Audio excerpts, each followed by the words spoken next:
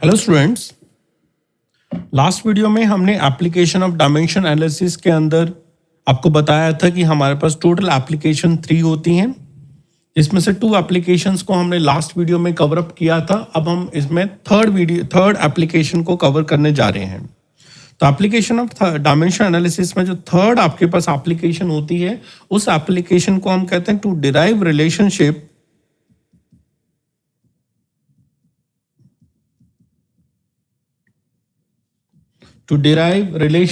between different physical quantities.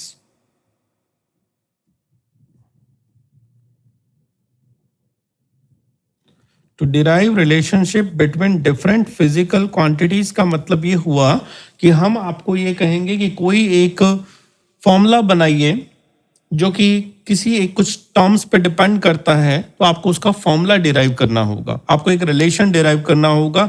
जैसे for example हम आपको ये कहते हैं कि आपके पास एक सेंट्रीपिटल फोर्स है जो कि आपके पास हम कहें कि mv²/r होता है, बट यहाँ पे हम कहेंगे the force depends on mass, velocity and radius. M is here mass, V is velocity and radius. Derive the formula of force.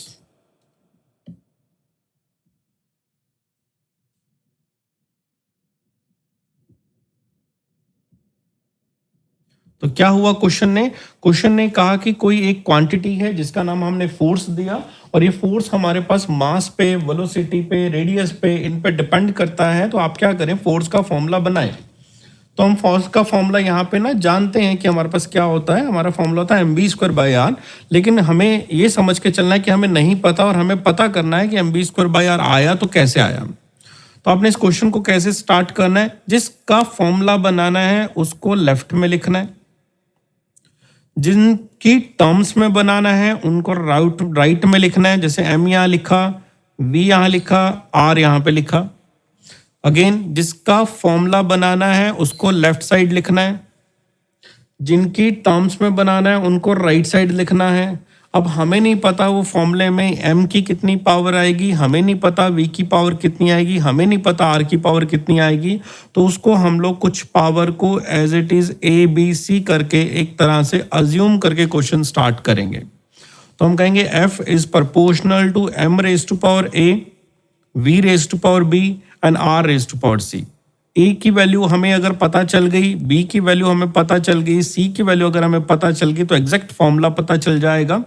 तो ऐसे क्वेश्चन में हमें क्या करना है, जो हमारे पास लेफ्ट हैंड साइड जो होता है उसकी डायमेंशन को राइट साइड की डायमेंशन के साथ बैलेंस करना है, क्योंकि हम इससे पहले एक एप्लीकेशन देख चुके हैं। अगर कोई भी फॉर्मूला है तो वो डायमेंशनली करेक्ट होना चाहिए।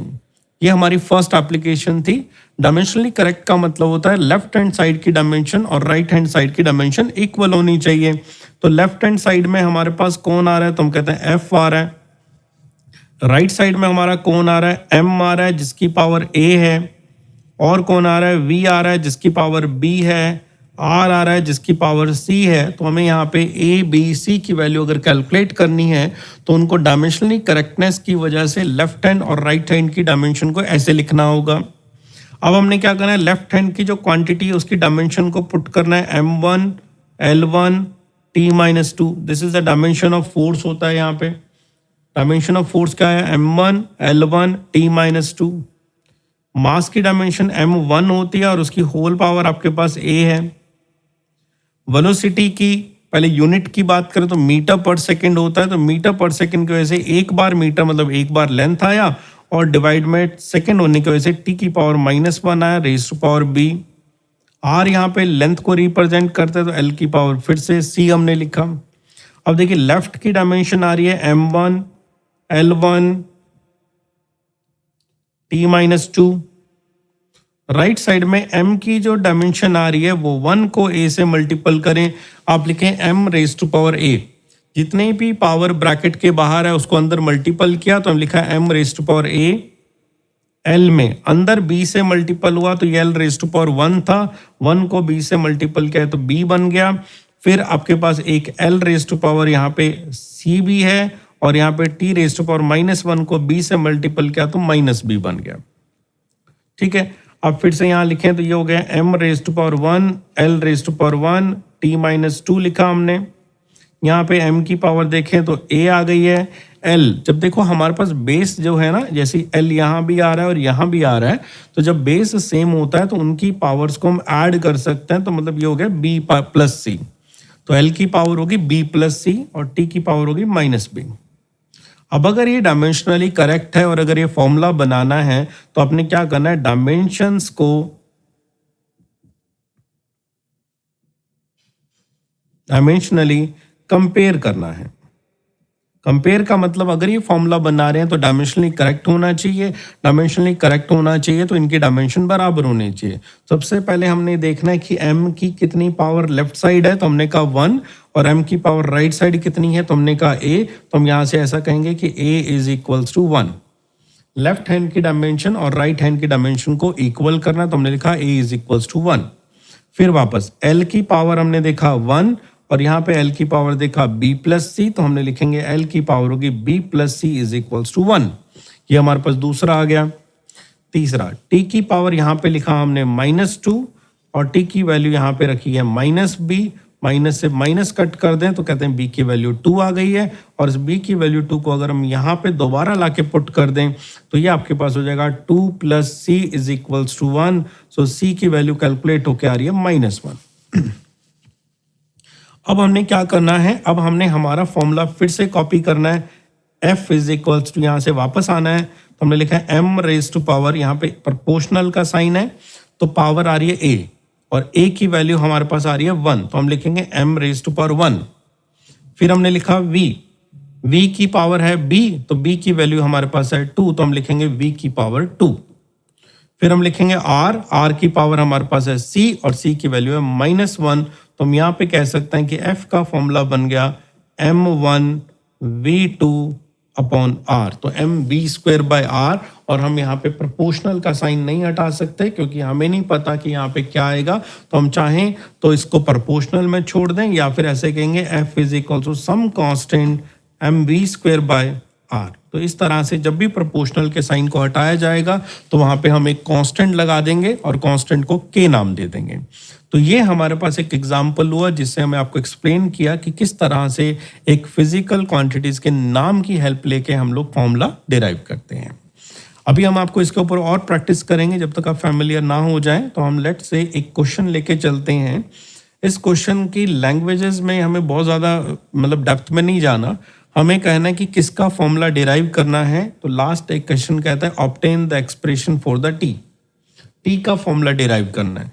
टी क्या चीज़ है, वो यहाँ लिखा हुआ है टाइम ऑफ रेवोल्यूशन है, मतलब टाइम की वैल्यू को टी कहा गया। टी का फॉर्मूला बनाना है, तो जिसका फॉर्मूला बनाना है उसको हम लेफ्ट में लिखते हैं। उसके बाद किसकी टर्म्स में बनाना है, तो पहली टर्म आ रही है हमारे पास ग्रेविटेशनल कांस्टेंट जी की टर्म में बनाना है, तो यहाँ पे जी लिखा। उसके बाद अगली टर्म आ रही है मास ऑफ द अर्थ, तो हमने यहाँ पे फिर हमने लिखा मास आ गया। और तीसरा कहता है radius of the circular orbit R, तो आर की टर्म आ गई। तो हमारा फॉर्मूला इन 3 टर्म में आना चाहिए। अब इन 3 टर्म में इनकी क्या क्या पावर होगी हमें पता नहीं होता, तो हमने लिखना है 1 a b एंड c। तो g की पावर a कर दी, उसके बाद m की पावर b कर दी और r की पावर हमने जो है c कर दी। तो इसका मतलब ये फॉर्मूला इस तरह से डिपेंड करता है। अब हमने क्या कहा था, अगर ये फॉर्मूला बनाया तो डायमेंशनली करेक्ट होना चाहिए, तो इसका मतलब लेफ्ट साइड की डायमेंशन और राइट साइड की डायमेंशन इक्वल आनी चाहिए। तो राइट साइड की डायमेंशन में आ गया g raise to power a, m raise to power b, r raise to power c। अब एक एक करके डायमेंशन पुट करना स्टार्ट करते हैं। t यहाँ टाइम है, टाइम के अंदर मास नहीं होता, लेंथ नहीं होती, टाइम एक बार आता है, तो ये हुआ m0 l0 t1। Right side में लिखें तो ग्रेविटेशनल कांस्टेंट आपके पास जो है यूनिवर्सल कांस्टेंट g है। इसका डायमेंशनल फॉर्मूला हमने पुराने हमारे वीडियो लेक्चर में आपसे डिराइव कराया था, अगर आपको याद हो तो। और इसका जो फॉर्मूला डिराइव हुआ था वो आपके पास आता है m raise to power -1 l raise to power 3 t raise to power -2। ठीक है, अगर आपको याद ना हो तो मैं यहाँ लिखता हूँ कि हमने किस फॉर्मूले से कैलकुलेट किया था, तो आया था f/r² divide by m1 into m2। हमने लिखा था f equals to g m1 m2 upon R square, फिर उसके बाद g का फॉर्मूला बनाया था F R square upon m1 and m2, जहाँ पे हमने सबका फॉर्मूला, सबका डायमेंशनल फॉर्मूला रखा और रख के फॉर्मूला बना लिया। तो g की डायमेंशन क्या बनी हमारे पास? g की डायमेंशन बनी m raise to power -1, l raise to power 3, t raise to power -2, raise to power हम a लिखेंगे। m एक मास है, again m raise to power 1 b लिखेंगे। r यहाँ रेडियस है तो l raise to power 1 c लिखेंगे। तो इस तरह से हमने सबकी डायमेंशन के फॉर्मूले को पुट कर दिया।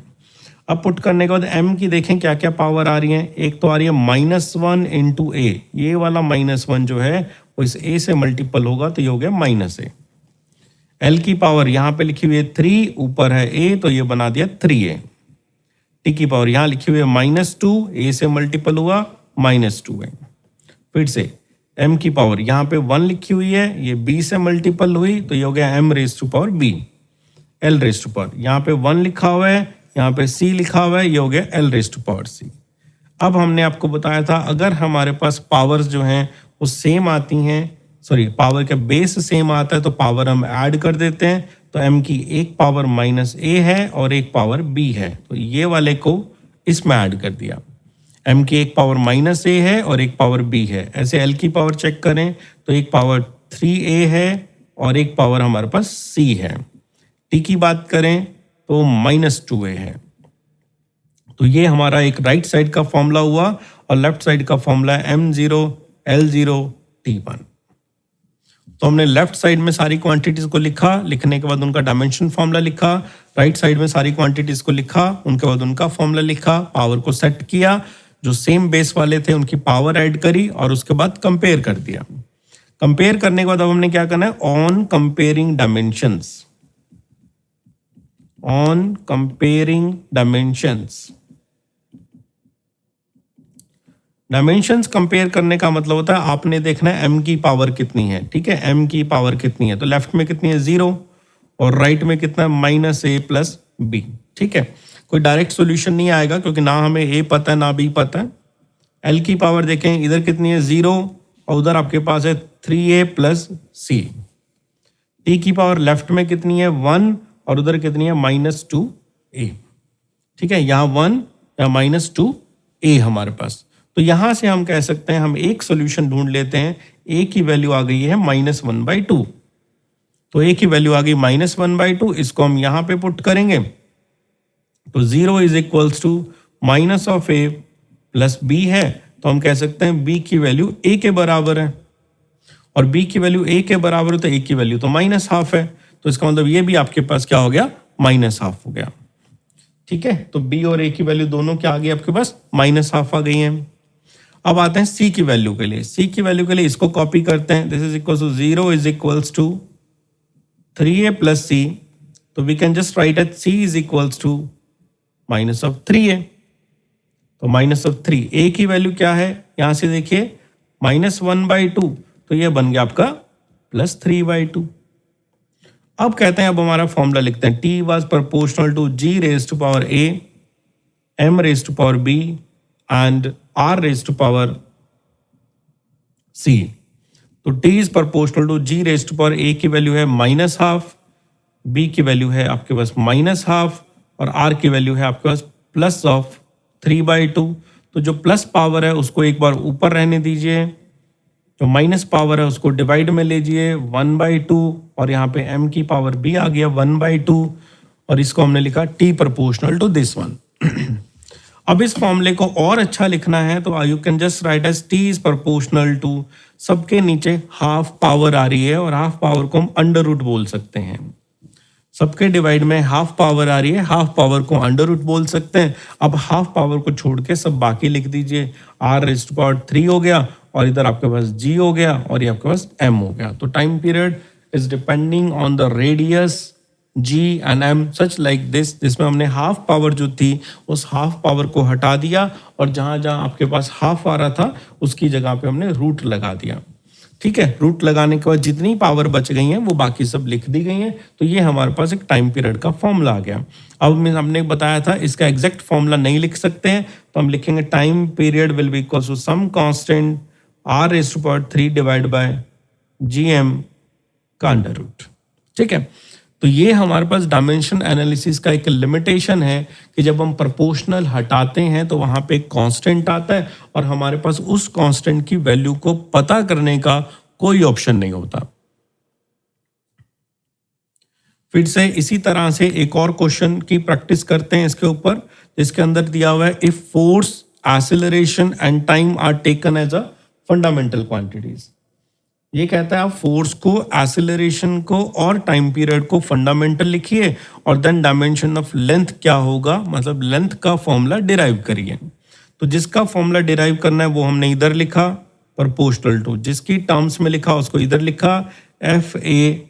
ये 3 टर्म्स ऐसी है जिनकी टर्म्स में हमने क्वेश्चन को सॉल्व करना है और ढूंढना क्या है, हमने ढूंढना लेंथ कितनी होगी। ये बात समझ आई आपको, है ना।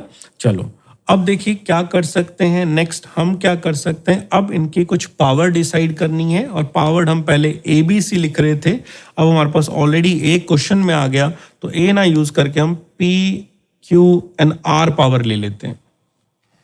पहले हम पावर क्या ले रहे थे, ABC, अब हम P, Q and R power ले लेते हैं ताकि हमारे पास ये प्रॉब्लम ना हो। अब देखिए हमने लेफ्ट साइड की डायमेंशन को लिखा तो ये हो गया dimension of L should be equals to dimension of force raised to power P, dimension of acceleration raised to power Q, dimension of time period raised to power R। ठीक है, left side की dimension लिखें तो M0, L1, T0 हो गया क्योंकि यहाँ पे एक ही लेंथ है। राइट साइड जाए तो फोर्स की डायमेंशन M1, L1, T-2 हो गया, रेज टू पावर P हो गया। एक्सेलरेशन की डायमेंशन होती है L1, T-2 raise to power Q, और T यहाँ टाइम है तो टाइम की होगी T1 raise to power R।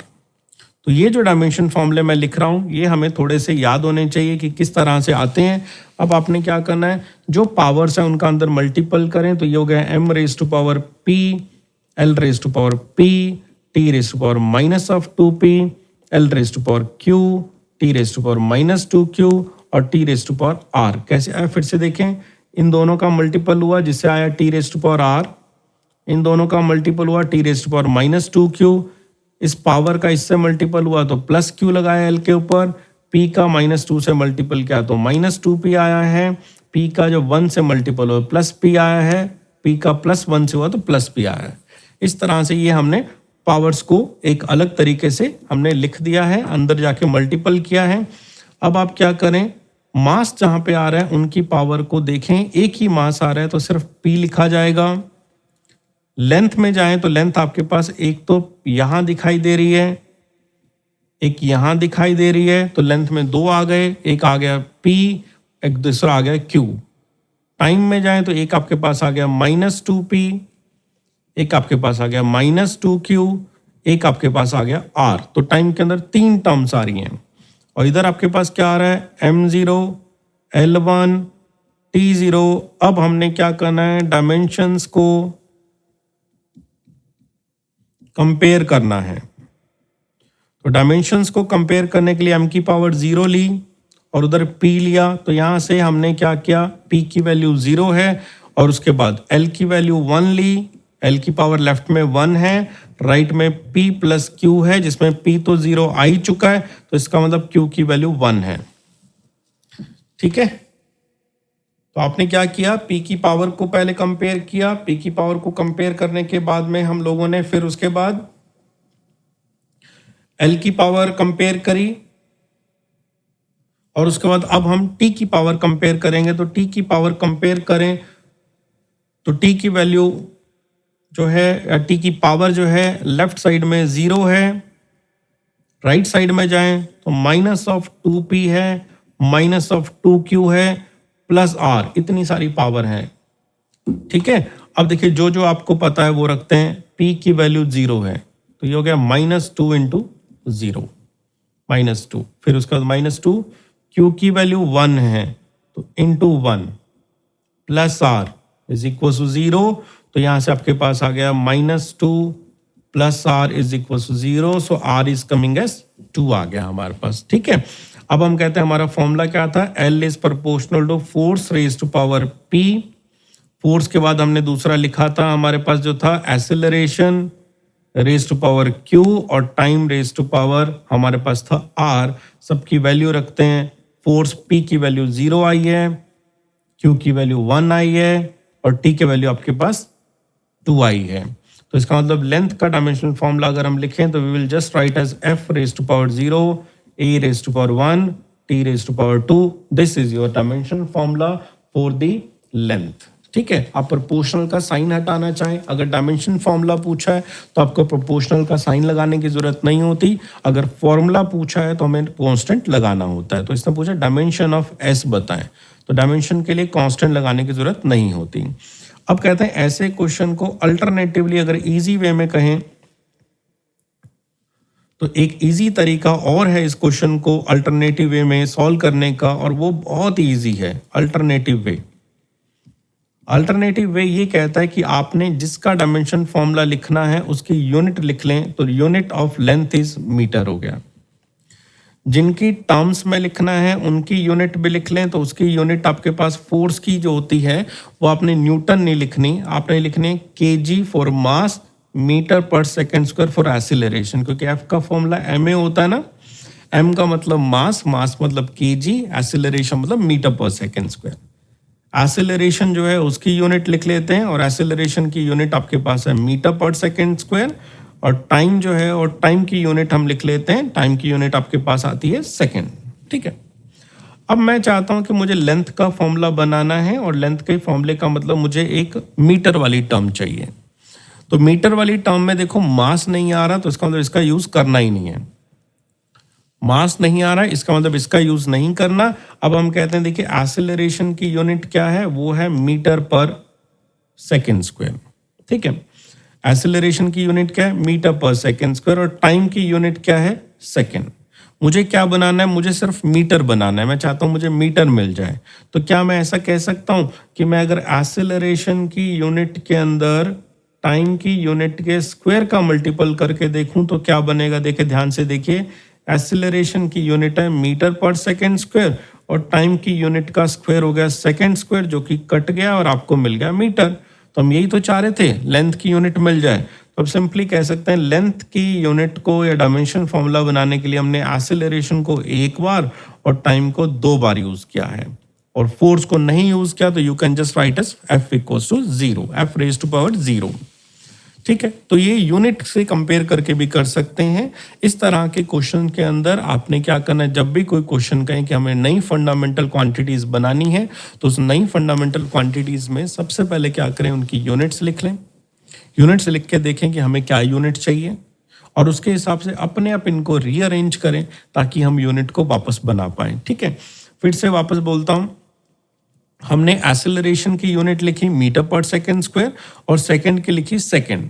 अब मीटर पर सेकेंड स्क्वायर में अगर सेकेंड स्क्वायर से मल्टीपल हो जाए, मीटर पर सेकेंड स्क्वायर में अगर सेकेंड स्क्वायर से मल्टीपल हो जाए, तो मुझे लगता है मीटर मिल जाएगा, और मीटर मतलब लेंथ मिल जाएगा।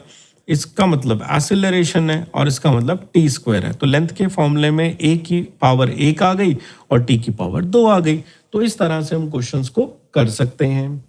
ठीक है, ये हमारे पास एक वे हुआ कि अगर हम इस तरह के डायमेंशन एनालिसिस के क्वेश्चन आ जाए तो कैसे परफॉर्म करेंगे, किस तरह से सॉल्व करेंगे। और ये बहुत ही इजी मेथड होता है जिसके अंदर आप यूनिट से बना लेते हैं क्वेश्चंस को। ठीक है, आई होप आपको ये समझ आया होगा कि हम यूनिट से किस तरह से क्वेश्चन को बना लेते हैं। इसके बाद हम अगले टॉपिक की बात करते हैं, और उस अगले टॉपिक का नाम है हमारे पास limitations of dimension analysis. Limitation of dimension analysis का मतलब होता है हम कौन से ऐसी चीज़ें हैं जो कि इस डायमेंशनल फॉर्मूले से या डायमेंशन एनालिसिस के तरीके से नहीं ढूंढ पाते हैं। ठीक है, कौन कौन से ऐसी चीज़ें हैं जो हम डायमेंशन एनालिसिस के तरीके से नहीं ढूंढ पाते हैं, उसको हम डायमेंशन एनालिसिस कहते हैं। इस डायमेंशन एनालिसिस के अंदर जैसे हम कोई भी फॉर्मूला बनाते हैं, उस फॉर्मूले के अंदर भी हमारे पास कुछ कुछ इस तरह की चीज़ें रहती हैं जो कि हम लोग डिराइव नहीं कर पाते, और हमारे पास रेस्ट्रिक्शन लग जाती है कि ये नहीं ढूंढ सकते हैं हम लोग। तो उसे हम कहते हैं लिमिटेशंस। अब लिमिटेशंस की बात करें तो एक एक करके स्टार्ट करते हैं। तो सबसे पहले लिखा हुआ है, if the formula based on more than 3 physical quantities we can not derive it, we can only check its consistency. मतलब हम चेक कर सकते हैं कि वो सही है या नहीं है। जैसे देखिए, कोई आपको ये कहे कि हमारे पास कोई भी एक एक्स क्वांटिटी है जो कि ए पे, बी पे, सी पे और डी पे डिपेंड करती है, मान लीजिए, तो X is proportional to A raise to power B, Q, R and S, ऐसा कुछ कहा गया कि ये क्वांटिटी हमारे पास जो है ना, इस तरह से इन चीज़ों पर डिपेंड कर रही है। और अगर ये फिजिकल क्वांटिटी ऐसे 4 चीज़ों पर डिपेंड कर रही है तो हम इसको कैसे नहीं डिराइव कर सकते? क्या रीज़न है कि हम यहाँ पे लिख रहे हैं कि हम इसको डिराइव नहीं कर सकते? क्या चीज़ हम इसमें ऐसी चीज़ है जो हमारे पास इसको डिराइव करने के लिए हमें रोक रही है? तो उसको समझने के लिए हम यहाँ बात करते हैं कि अब हमने डायमेंशन एनालिसिस के फॉर्मूले या जो हम भी डिराइव कर रहे थे, तो हम हर क्वेश्चन के अंदर क्या कर रहे थे? हर क्वेश्चन के अंदर हम m की पावर, l की पावर और t की पावर उसको कंपेयर कर रहे थे। m की पावर, l की पावर और t की पावर कंपेयर कर रहे थे। तो इसका मतलब हम कितनी पावर्स कंपेयर करते थे टोटल हम लोग? तो हम टोटल मिला के 3 पावर कंपेयर कर रहे थे। एक m की पावर ऑफ m कंपेयर कर रहे थे, एक पावर ऑफ l कंपेयर कर रहे थे और एक पावर ऑफ t कंपेयर कर रहे थे। तो अगर हम यहाँ पे इस तरह से m, l और t की 3 पावर कंपेयर करेंगे तो how much we will get equation? We get 3 equations. 1 equation by the power of m, 1 equation by the power of l and 1 equation by the power of t। तो फिर हम 4 unknown रख रहे हैं। हमारे पास unknown जो है वो 4 हैं। कौन कौन से हैं? P है, Q है, R है एंड T है। सॉल्व करने के लिए इक्वेशन 3 है बट अननोन ज्यादा है। तो अगर आपको पता हो मैथमेटिक्स थोड़ी बहुत, अगर हमें थोड़ी सी और अच्छे से, उनके जितने अननोन है ना उतनी ही इक्वेशन होनी चाहिए। अगर इक्वेशन उससे कम है तो वो क्वेश्चन कभी सॉल्व नहीं हो सकता। इसलिए हम कहते हैं कि डायमेंशन एनालिसिस में हम लोग सिर्फ उतनी ही क्वांटिटीज जो हैं 3 यूज कर सकते हैं। उससे ज़्यादा अगर हमने यूज़ किया तो हमारी इक्वेशंस तो बन जाएंगी लेकिन इक्वेशन सॉल्व नहीं हो पाएगी। ठीक है, ये this is the first limitation. Second limitation में आते हैं।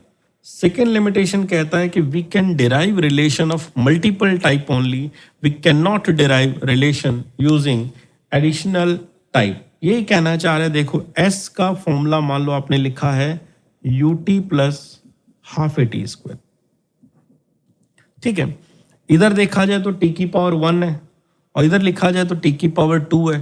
तो इसका मतलब t को अलग अलग वेरिएबल देना पड़ेगा और t को अलग अलग वेरिएबल देना पड़ेगा तो हमें नहीं पता चलेगा कि हम किसकी वैल्यू निकाल ली है, या फिर हम इसे डिराइव ही नहीं कर पाएंगे क्योंकि बीच में प्लस लगा हुआ है। तो जब भी आपके पास इस तरह से कोई आपका फॉर्मूला आता है जो कि एडिशन टाइप का या सब्सट्रैक्शन टाइप का आता है, we can check it only. हम चेक कर सकते हैं ये डायमेंशनली करेक्ट है कि नहीं है, लेकिन इसको डिराइव नहीं कर सकते क्योंकि एक ही टर्म का 2 पावर्स आ रही हैं और दोनों अलग अलग होती हैं। तीसरा रिलेशन है we can not derive relation which depends on some mathematical function like trigonometrical, logarithmic, exponential etcetera because they are dimensionless. Because they are dimensionless, उनके पास डायमेंशन ही नहीं होती है, इस वजह से हम उनको डिराइव नहीं कर सकते। क्योंकि हमने पहले डायमेंशन एनालिसिस जब स्टार्ट किया था तो डायमेंशन एनालिसिस में हमने कहा था कि मैथमेटिकल फंक्शन की डायमेंशन नहीं होती है। जैसे किसने बोला कि आपके पास SHM जो चैप्टर आपके पास आएगा कभी, उसकी एक इक्वेशन है और इक्वेशन है y is equals to a into sine of something, कुछ लिख दिया ओमेगा टी। तो ये वाला जो टर्म आपके पास है इसकी डायमेंशन नहीं होती है क्योंकि मैथमेटिकल फंक्शन है। तो हमें नहीं पता चलेगा कि इस डिराइव करते वक्त साइन की पावर 1 यूज करनी है क्या 2 यूज करनी है। जैसे जब भी SHM पढ़ेंगे तो काइनेटिक एनर्जी की इक्वेशन हाफ के a square sine square omega T भी बनती है। तो देखो यहाँ साइन की पावर 2 आती है और पहले वाले इक्वेशन में साइन की पावर 1 आती है। तो जब इसकी डायमेंशन ही नहीं पुट कर पाएंगे तो हमें कैसे पता चलेगा पावर 1 लेनी है या 2 लेनी है। तो ये तीसरी लिमिटेशन है जो हमें ये कहता है कि हम मैथमेटिकल फंक्शंस को डिराइव नहीं कर सकते। फोर्थ एप्लीकेशन आती है dimensionally correct equation need not to be physically correct. जैसे कभी आपने काइनेटिक एनर्जी को 1/2 mv² की जगह अगर हमने 1/4 mv² भी लिख दिया तो भी ये डायमेंशनली करेक्ट होगी, बट देखा जाए तो ये गलत इक्वेशन है। सही इक्वेशन है ½ mv²। Derivation gives no information about the dimensional constant, जो कि अब हमने काफी सारे फॉर्मूले डिराइव करे थे, और फॉर्मूला डिराइव करने के बाद जैसे हमने कहा centripetal force is equals to mv²/r के साथ साथ ना यहाँ एक कांस्टेंट लगा दिया था, हमें नहीं पता चला था कि ये कांस्टेंट की वैल्यू क्या है। सिमिलरली जब टाइम पीरियड की वैल्यू हमने निकाली थी वो आपके पास t की वैल्यू आई थी r⁻³ रूट, और यहाँ एक कांस्टेंट लिखा था और इस कांस्टेंट की वैल्यू एक्चुअल में 2π होती है, बट हम डिराइव नहीं कर सकते इस फॉर्मूले में, हमें नहीं पता चलता, तो इसलिए हमने इसको जब डिराइव किया प्रीवियस क्वेश्चन में तो मैंने यहाँ पे आपको याद हो तो k लिख दिया था कि यहाँ एक डायमेंशनल कांस्टेंट आएगा जिसके बारे में मेरे पास इंफॉर्मेशन नहीं है। Dimensional formula is not unique. Unique का मतलब होता है कि जैसे मान लो मैं आपको कहूँ कि वेलोसिटी का फॉर्मूला लिख के बताएं डायमेंशनल फॉर्मूला, तो आपने जो लिखना है वो लिखना है m0 L1 t-1, और अगर मैं आपको कहूँ स्पीड का लिख के बताएं तो भी आपने यही फॉर्मूला लिखना है। तो इसका मतलब स्पीड का भी यही है, वेलोसिटी का भी यही है। सिमिलरली अगर आपको कह दिया जाए वर्क का लिख के बताएं तो आपने लिख देना है m1 L2 t-2, और मैंने अगर कह दिया कि आप एनर्जी का लिख के बताएं तो भी यही फॉर्मूला आएगा। अगर आपको कह दें टॉर्क का फॉर्मूला लिख के बताएं, टॉर्क क्या क्वांटिटियां आने वाले लेक्चर्स में हम पढ़ेंगे, तो टॉर्क का भी फॉर्मूला जब लिखेंगे तो भी यही आएगा। ठीक है, ऐसे बहुत सारी फिजिकल क्वांटिटीज हैं जिनके फॉर्मूले आपस में मैच करते हैं, मतलब हम ये नहीं कह सकते कि यूनिक है। 7th नंबर पे जो आ रहा है उसका मतलब है it does not give any information whether a physical quantity is a vector और ए स्केलर। जैसे हमने डायमेंशनल फॉर्मूला लिखा ना ऊपर, डायमेंशनल फॉर्मूला किसका लिखा है, स्पीड एंड वेलोसिटी का, तो डायमेंशनल फॉर्मूला तो एक ही है, तो डायमेंशनल फॉर्मूला में किसी तरह की इंफॉर्मेशन नहीं है कि ये वेक्टर होगा या स्केलर होगा। तो यहाँ तक हम लोगों ने पूरा डायमेंशन क्या होता है, उसकी एप्लीकेशन क्या होती है, उसके क्वेश्चंस किस तरह से होते हैं, ये हम सारा कवर अप कर चुके हैं। अभी हम आई होप कि आप लोगों को यूनिट डायमेंशन अच्छे से समझ आया होगा। तो अभी आपको किसी भी तरह की कोई प्रॉब्लम इस वीडियो में लगे तो प्लीज़ कमेंट में ज़रूर बताएं, ताकि हम लोग और कहीं इम्प्रूवमेंट की ज़रूरत है तो और कर पाएँ। थैंक यू सो मच बच्चों।